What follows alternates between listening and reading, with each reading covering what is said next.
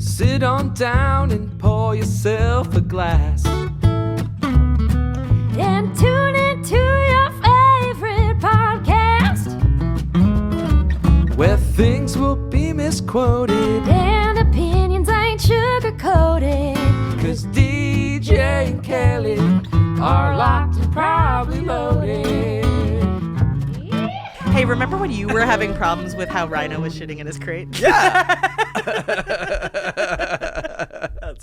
Hey guys, this is DJ Qualls, and welcome to Locked and Probably Loaded with DJ and Kelly. I'm your host, DJ Qualls, and I'm here with my good friend and co-host, Kelly Blackheart. Hey, Kelly. That's me. What's up? It's been a while. I know. I missed you. I missed you too. I was up in Canada, as listeners know, because I think we recorded an episode up there, right?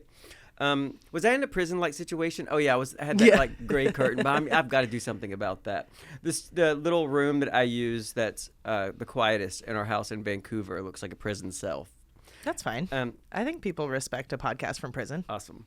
Well, it's predicting the future, probably. Anyway, just so you know, if either of us go to prison, the podcast will continue. Exactly. Yeah. Will. I'll smuggle a cell phone in somebody's ass, and it'll be on a flip phone. But yeah, I'll make sure that my Razor, T-Mobile Razor. God, that phone was so good. The Razor. I never had it. Oh my God, it was so good.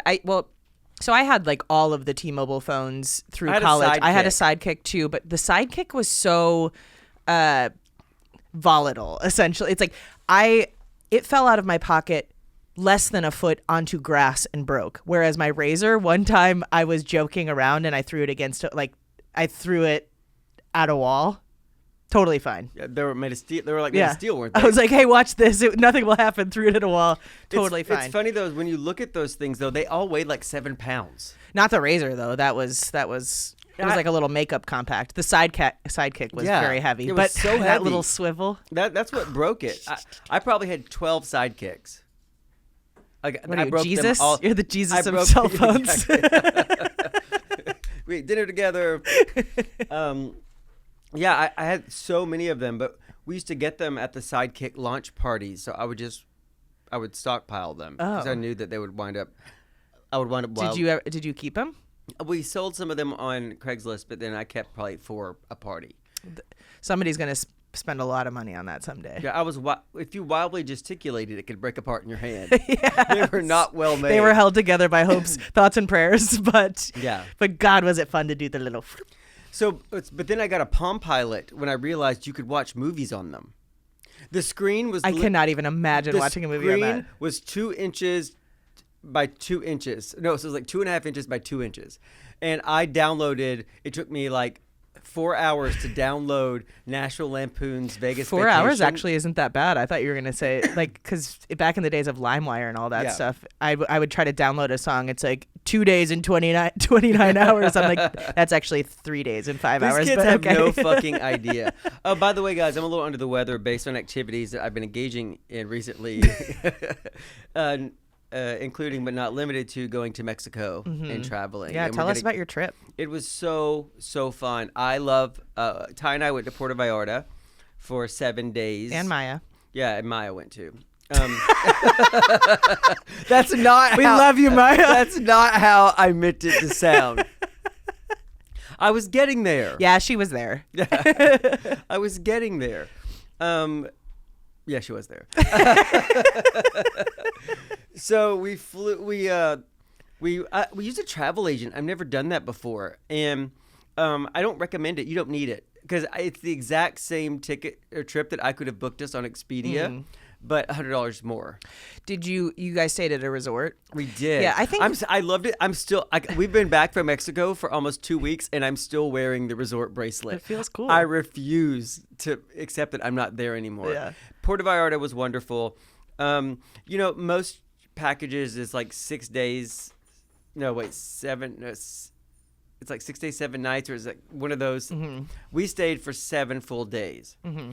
I want to go somewhere on a Wednesday and leave on a Wednesday. I don't want to leave on a fucking Tuesday. I feel like I'm being cheated. Yeah. And usually, here's a pro tip for travel. Usually, that extra day won't cost you very much. It's usually it's the flight. If the flight's the same price, that extra day, that either they'll throw it in, or especially if you're going to Mexico, I think the room rate they quoted us like $150 a night. But I bet if you're like, hey, that's not bad at all. No, it wasn't, and it was all inclusive. Holy shit! Yeah, wow. And we booked a few rooms, so because everybody needed their own space. Should we just move to that resort? Well, Ty and I are thinking about buying a property in Puerto Vallarta. I loved it. And I already have my local bar. It's called Gusto. It's my Moose. It's my what's my local bar here? Oaks. The Oaks. Yeah. It's my Vic's Kangaroo Cafe. It's my Soho room. I literally have a local spot where everybody knows my name in every city that I spend any major amount of time in. And I found it. It's called Gusto. It's owned by Serge. Hey, Sergio. And I have a good friend named Ashanti there now. Like, I have so many friends that I made that week that I've added to the fold of people who are my loves. What was your favorite thing you did there? We fucking went ziplining. Ooh. And the thing is, You don't strike me as a zipliner. Isaac, I'm gonna send you a photo. Could you put this photo up? This was on the website of the zipline company. Hold on one second. It's so good. Hold on, let's vamp for a second. Kelly, tell us something about you. Okay, well, I'll tell you about my experience the other night real quick. Yeah. Kelly Yeah. got into a fight, didn't you? I didn't get into a fight, but I went to Forrest was recording his album. He was doing like this intimate show at Hotel Cafe, and I went with Jack and Haley of the Doohickeys. Shout out the Doohickeys. And so we're sitting. So it's like there's 3 rows of chairs lined up right by the stage, and then there's a bar. So we're just sitting at the rail of the bar and watching from there. So it's in the first 10 minutes of the show. I'm like, there's a cricket in the room. That fucking sucks. Like, because I can hear it. And like then an actual cricket? yeah, that's what I'm thinking. And then all of a sudden, Forrest goes, "Hey, dude, are you playing that? Are you doing that?" And this guy's like, "Yeah."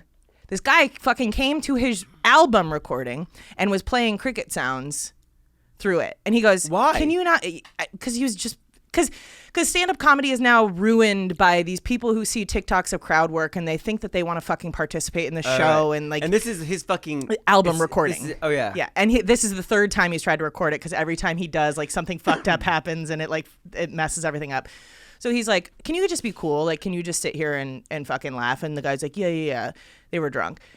No more than 2 minutes fucking later, the girl lets out this like very drunk like and I at like this yeah yeah oh, no yeah. It wasn't that. I don't know how to do that. It wasn't that, but I at this point I'm now mad, and so I just get up and I walk up behind him. I go, "You guys, you need to get the fuck out." And so you play bouncer. I played bouncer, yeah, and it's like, of course I didn't want to get involved, but I this is Forrest's show. He's my friend. I'm proud of him. I want him to have the best experience possible. And we were only 10 minutes into the fucking show, and I knew that they were not going to stop. I was like, "All right, let's go. Let's get out." And so they're slowly like grabbing their things or whatever. And Forrest Do you have to pay to be there?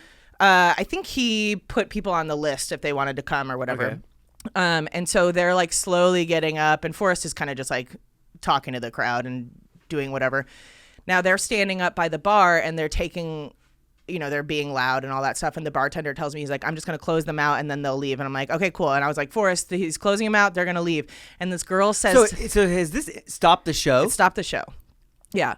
Which is fine because it's like you can reset. It was going to be ruined because anyway. everybody is like, is it kind of like when you're taping a sitcom because you want to make sure that everything is clean? Yeah. And Yeah. so you may have to go back and redo it's a going to be edited regardless. Yeah.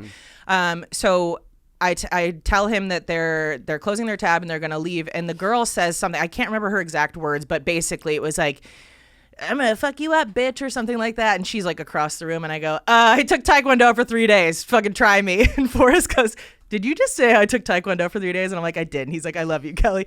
And so then his friend Orlando is talking about like Roadhouse or something, whatever. So they finally leave. And then I took a shot of tequila right after that. And it's like that. I'm a very non-confrontational person. I know. I've never seen you get riled up like that. And I wasn't heated when I was talking to them or anything like that, but like the adrenaline rush of like that whole situation really activated my drunkenness. So it's like, so by the end of the night, I mean, it's not that I was like rowdy or anything like that, but I was like, "Oh, now I feel it." But it was fun. You're a good laugher. I was a good laugher. Yeah. But anyway, Forrest and I think they're going to keep that in. or at least for one of the tracks, he's gonna have that in there. Nice. Maybe So- maybe he'll get nominated for a Grammy. I and know, he can go to right? the That'd be really ceremony. fun. Yeah. So here's your zip line. Look at the photo they use on the website. It is a He's child crying. He's crying terrified. his fucking eyes out. And so we saw this and we thought that was hilarious. This is on their promotional website. It's But we paid for the photographer. We have to keep yeah, it. it's so funny. And I mean that's a professional photo that they took. And so we did it was on my bucket list of things to do. I've always wanted to go ziplining, and every time I go somewhere where it's offered, it's like you're hungover, everybody's like it's so far away. And so Maya found this zipline company. Let me see what their name is. I do love the fact that they had to have taken, hundreds of pictures of people doing this, and they were like, this is the one. It was, I mean, We didn't have any pictures of people not crying out of pure fear. Is your kid a pussy? oh, it's called This one could be mistaken as him having a good time, so throw it up. it's called Los Veranos Canopy Tour, and Veranos is actually if I were doing that, but We're rolling our R's now. Yeah, but I'm back home and I don't do that because of the croissant thing. I sent him a video this morning that I saw. I want a croissant. I sent him a video I saw this morning of a guy. It's like the croissant thing. So this guy like walks into a cafe and he's like, "Can I get a croissant?" And so they're going back and forth. I hate that. I really hate when you adopt the accent of the country when you come back home to show that you've been there. So anyway, but when I speak a decent amount of Spanish, and Ty has done I think I'm not joking, somewhere over 800 days in a row of Duolingo. Guys, that's not going to teach you Spanish. I love you, Ty. That is not making you. You may recognize some words, but it teaches you like this. It teaches you stuff like this. I go to the beach. Oh no, it's like, where is my luggage? Like that kind of stuff. Well, I could have used that in fucking No Sweden. Kelly lost her luggage. In Spanish? I could have, yeah. They're like, ma'am, we don't know where your luggage is, and we also don't know what the fuck you're saying. Duolingo does have the best social media fucking presence. So I speak a decent amount of Spanish, so I would have to do that a lot. So I would order foods, and I would be like, I would roll an R or talk in the accent, and then I would have to translate back to them what I said, but with using no accent, because it's hard to understand those sounds if you don't know those sounds. So I was constantly like, oh yes, arroz con pollo, like that kind of shit. And I'm like, I asked for chicken and rice. Arroz con pollo. Yeah. Mm-hmm. And like, how do you say that? Anyway, so we go on this thing, and this compromise, so everybody had a good time. Maya and Ty wanted to go on a boat. So you meet at the port, and I was carrying so many things that you can't carry with you, and didn't realize you have to go through security because it's an international port, and it's where the cruise ships go. That's where you get the boat to go to this, and they take you like 30 minutes south to this place you can only get to by boat. There's like these 7 fishing villages in the south part of Puerto Vallarta. Oh my God, so beautiful! It was so great. But anyway, on the ride on the boat, our boat guy was named Manny. Hey Manny. ¿Cómo estás? And so the funniest thing that happened on the whole trip was, and I won't say who he said it to, but he turned to a friend of mine and said, "Is this your son?" About me. To him. I'm going to live forever. How did your friend take that? He was a little taken aback. By the way, this podcast is brought to you by Skin Girls of Vancouver. I just went in. We'll get back to the trip in a minute. I just went in and got probably the most painful facial procedure you can get. And also Canada uses 5% lidocaine, which you can buy over the counter at Amazon, from Amazon. And in America, we'll be right back after these messages. Is that what you want me to do? Not in the middle of a story. That's what I got in trouble for in the first place. Okay, keep that in. I want that to remain in. Okay, so I go and get this really painful procedure, and like the dermatologist, every person who's ever had it done, when you expect people to do this, well, it hurts, use that voice, and everybody did this. It hurts. Yeah, that's what I was telling you. Yeah. I was like, it fucking hurts. It really fucking hurts, but it really works, and I already feel the skin tightening, and because I told Lisa Marie, the owner of Skin Girls, that I wanted to buy a vintage watch.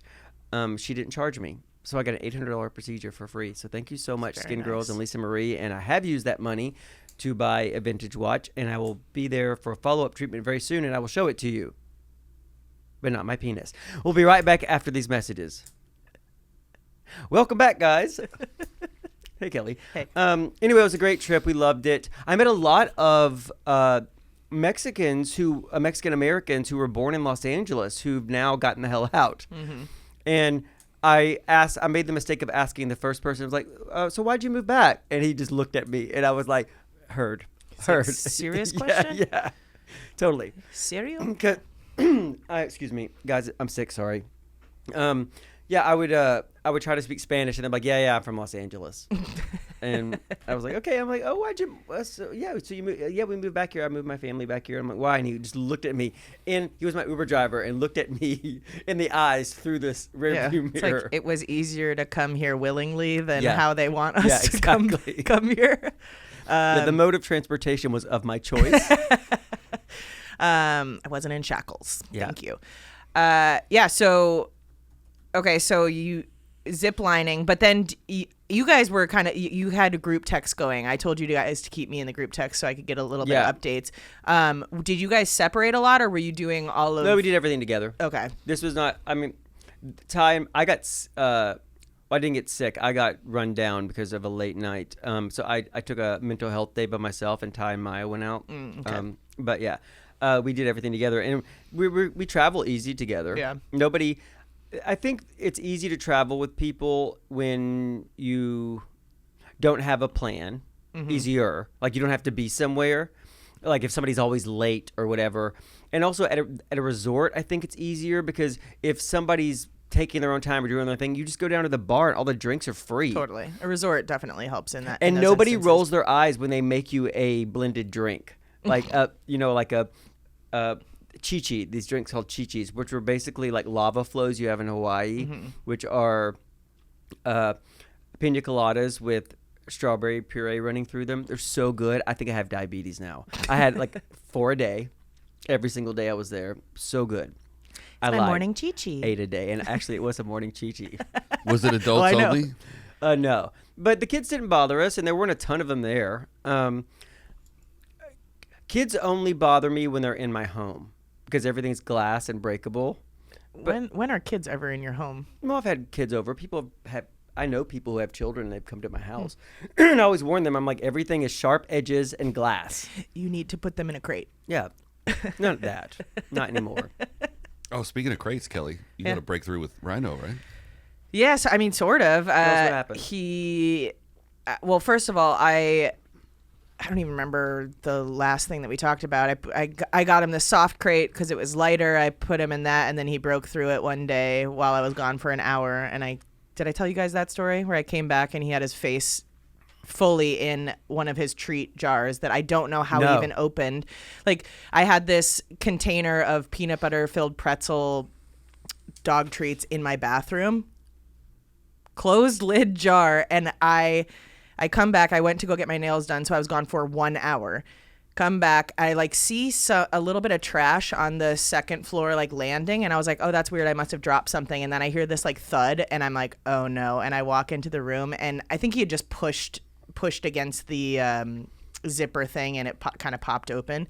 He's there full snout into the container, and I'm like, you don't even have fucking thumbs, dude. Like, how did you get into this jar? And then I went downstairs in the living room, and I saw the remnants of what was a bag of half a bag of calming chews, and I was like, you Calming chews? Yeah, I'm like, you better be so fucking calm now. I'm like, I hope the diarrhea is worth it. He was fine though. He didn't get sick. No, he's got a stomach of steel pretty Do you much. think it's possible that he was manipulating you and realized that if he pooped in the crate, you'd let him out? Yeah, so initially his other crate was big. It's too big for a dog, right?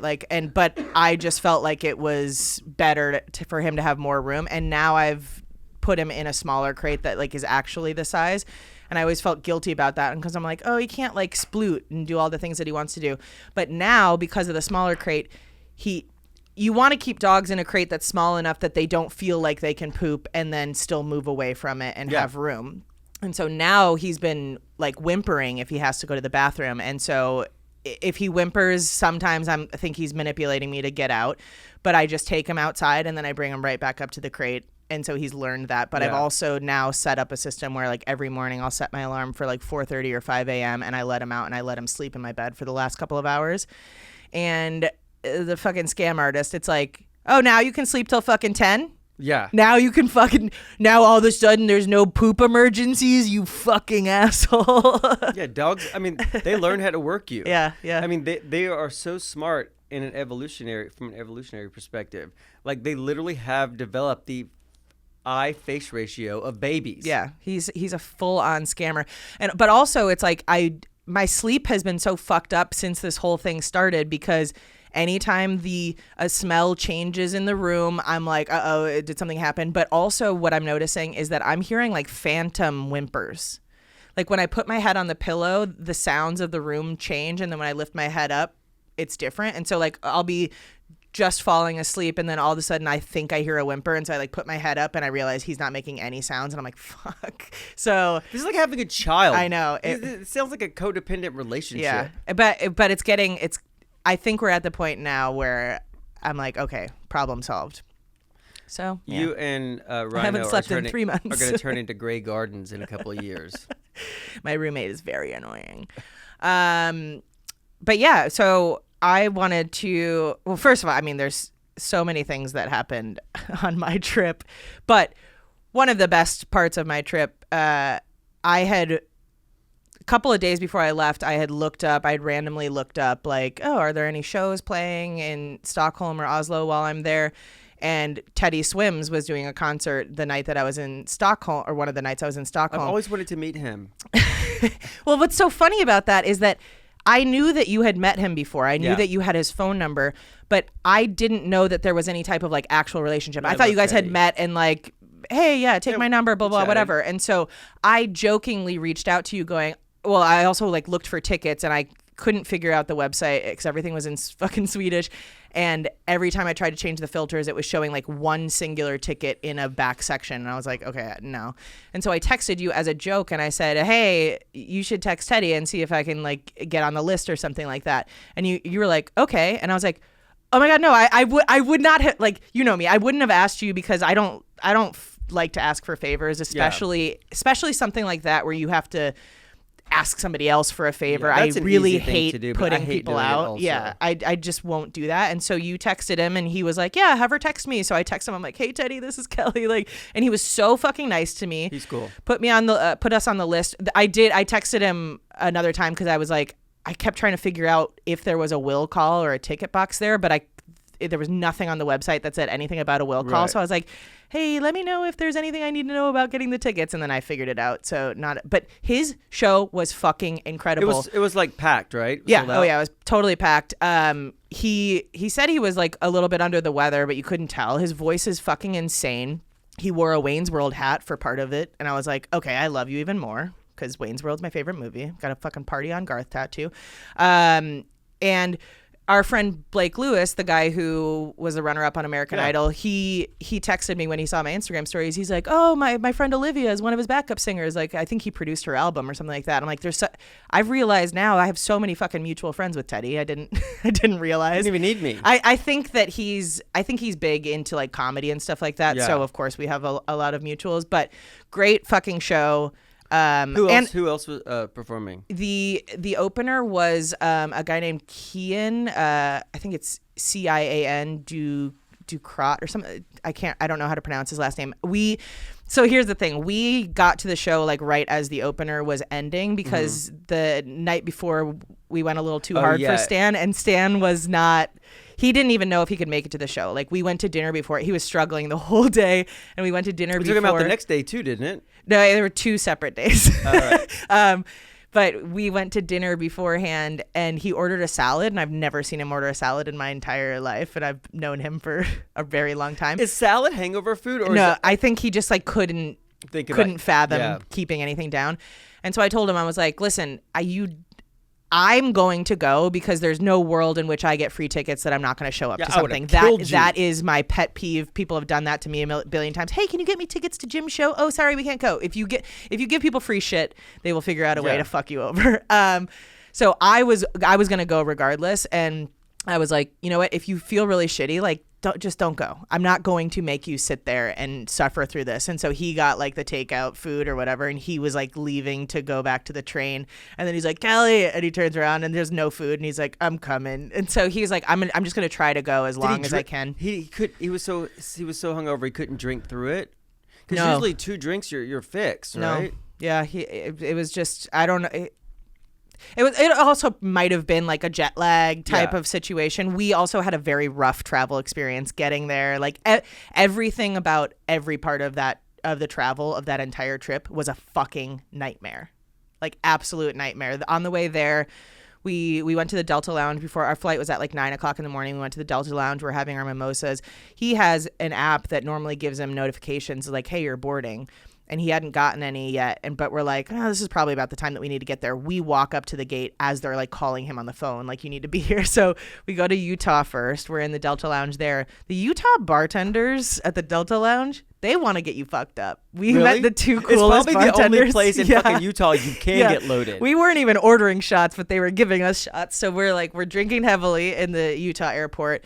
And so our next flight is to Paris. But that flight got delayed like an hour and a half, which means that we were going to miss our connecting flight. Oh, right. So we get to Paris.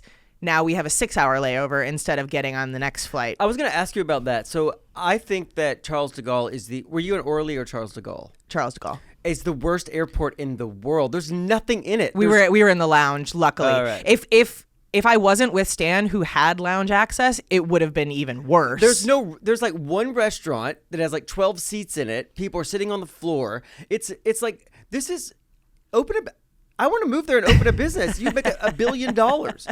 I was in a terminal once with a 3-hour layover and hung over like a motherfucker coming back from Barcelona, and had no lounge in that terminal. And you can't transfer between terminals. You're locked.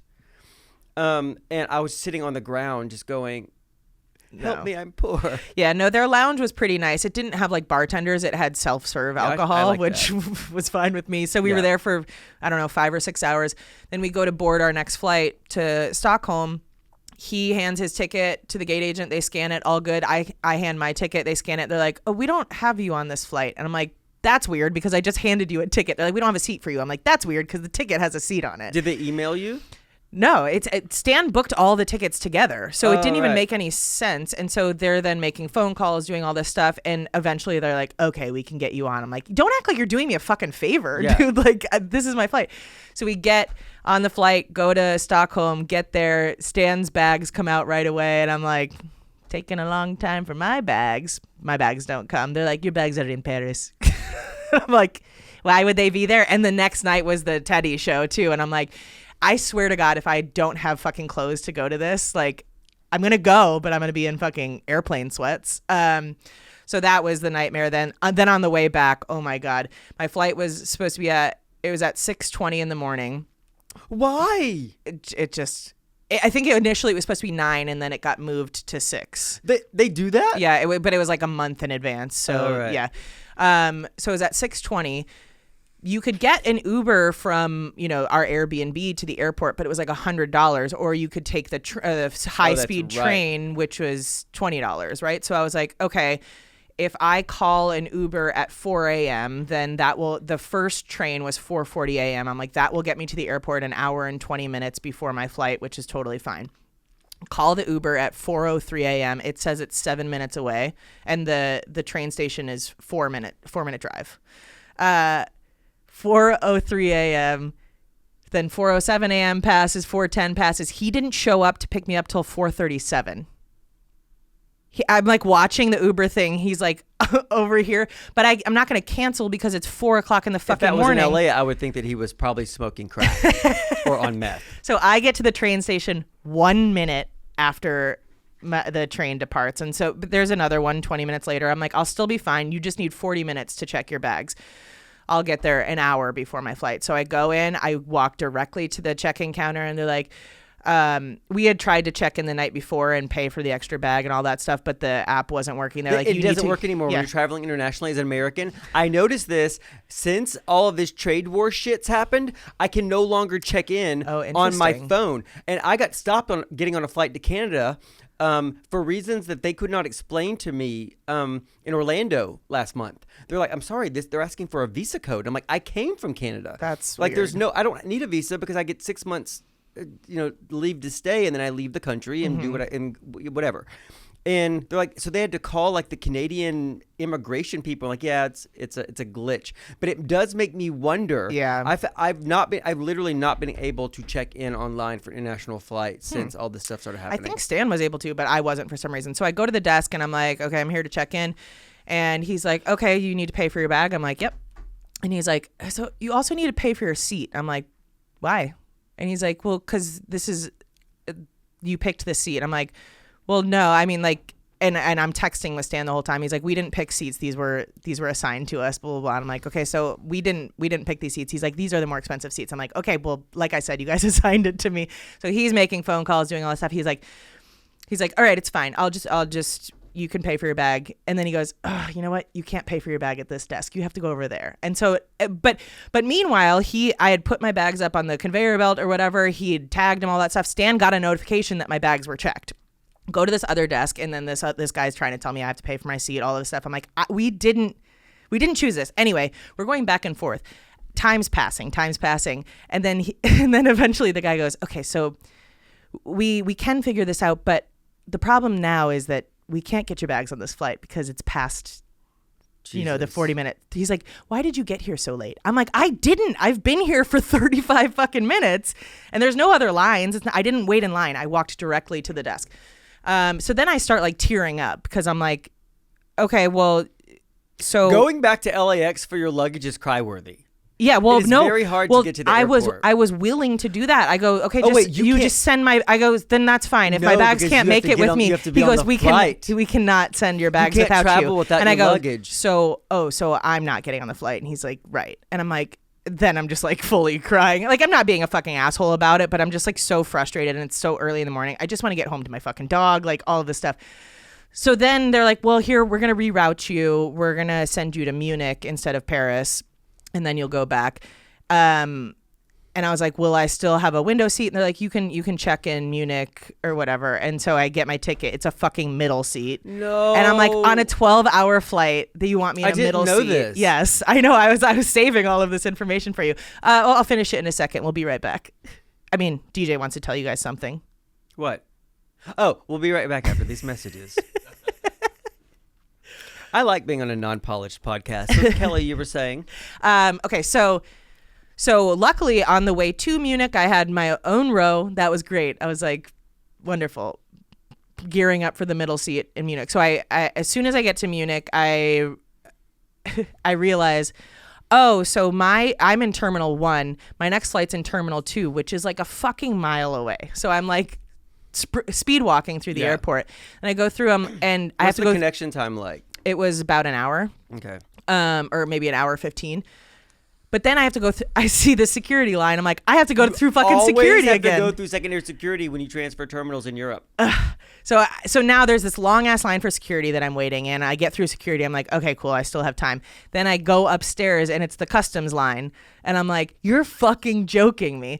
There's a like kiosk that says like American passports, European passports, or whatever. Just scan here, and you can go through. And that line was very short. I'm like, great. Go to scan my passport. It's like, see a gate agent. I'm like, I'm gonna fucking kill myself. So I stand in the long ass customs line, go to the gate agent. Some old couple cuts me in line to talk to the gate agents, and I eventually get up and I was like, hey, this is what happened, blah, blah, blah. Are there any aisle seats available? He's like, we don't have any, or any window seats available. He's like, we do not have any window seats available. There's not an aisle?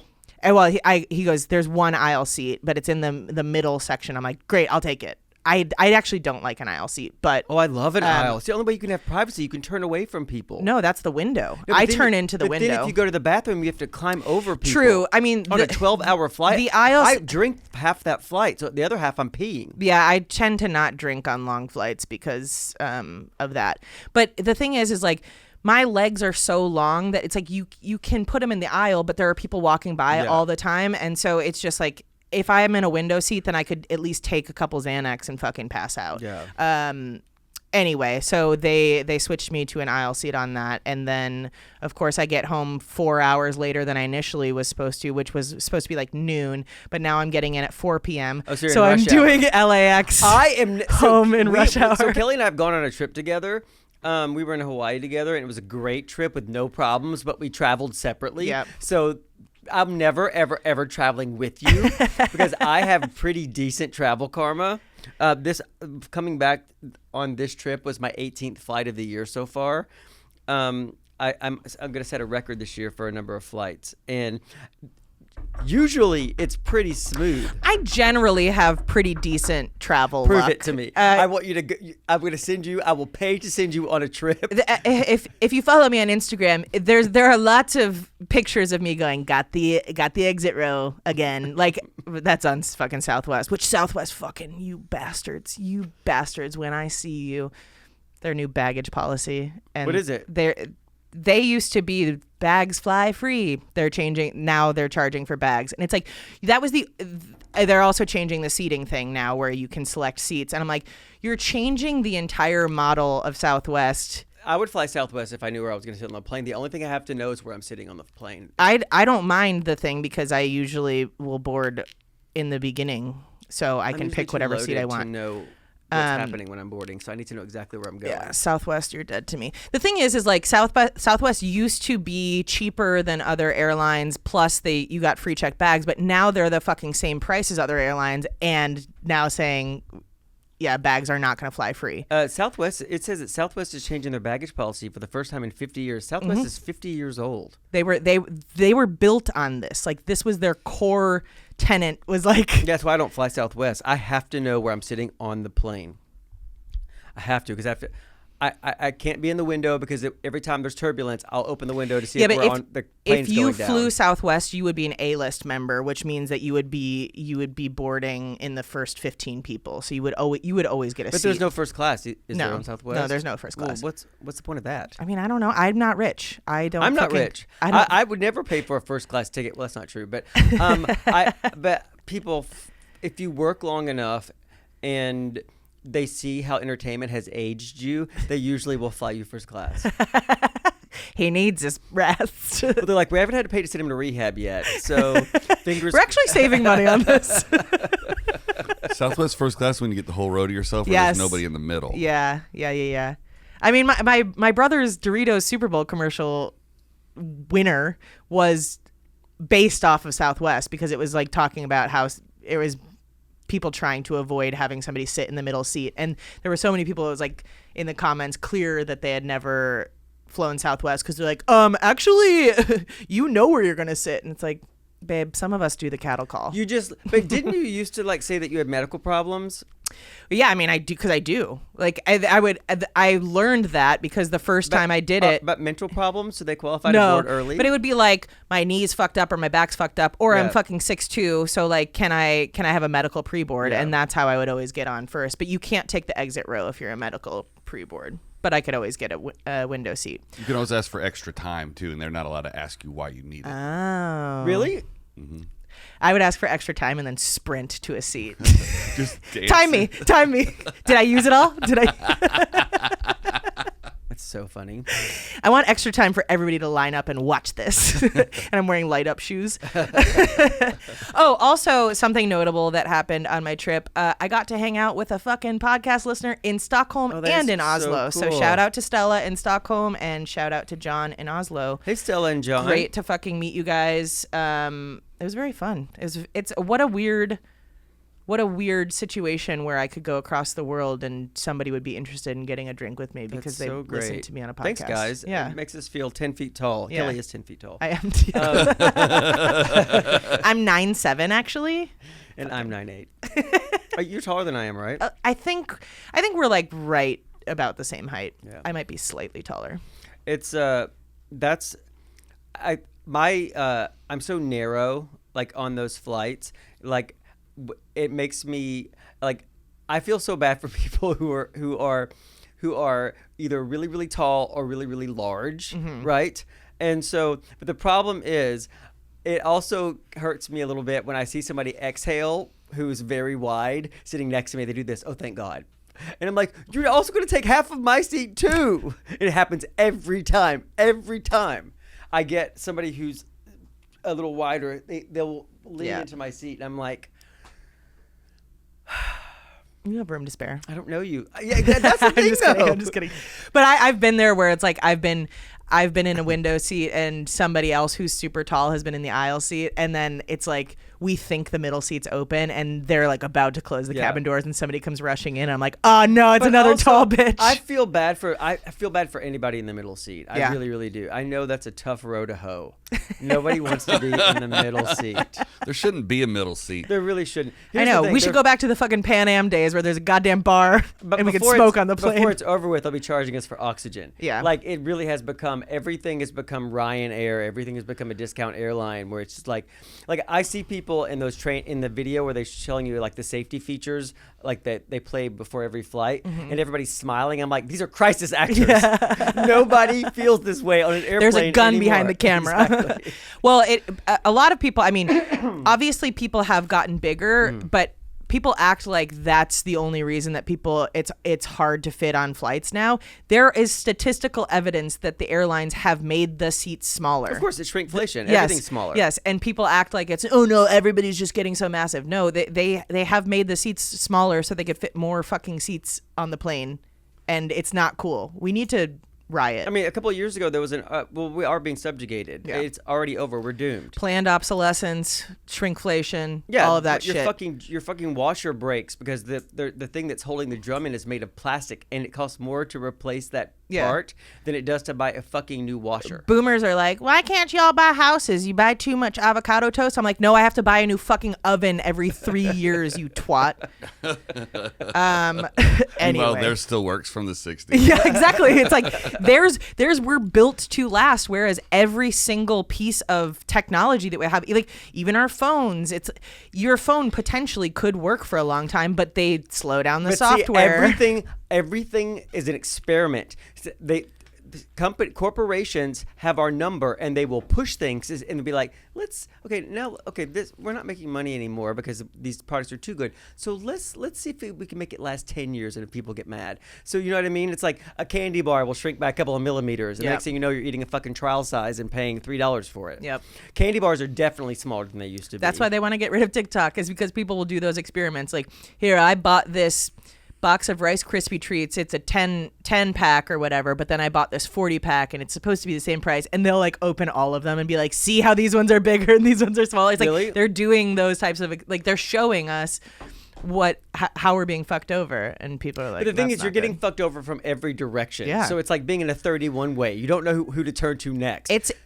Being alive right now is like being stuck in a wave in the ocean, where every time you come up to like catch air, another wave is crashing, and your bathing suit's falling off somehow, and you're like, I have sand in my asshole. What's going on? Yeah. Like, that's life right now. You can't focus on any one thing to be able to see it through to fruition. To be like, I'm upset about this. We need to get everybody on this page so we can all band together and protest this tyranny, because it's all tyranny. Yeah.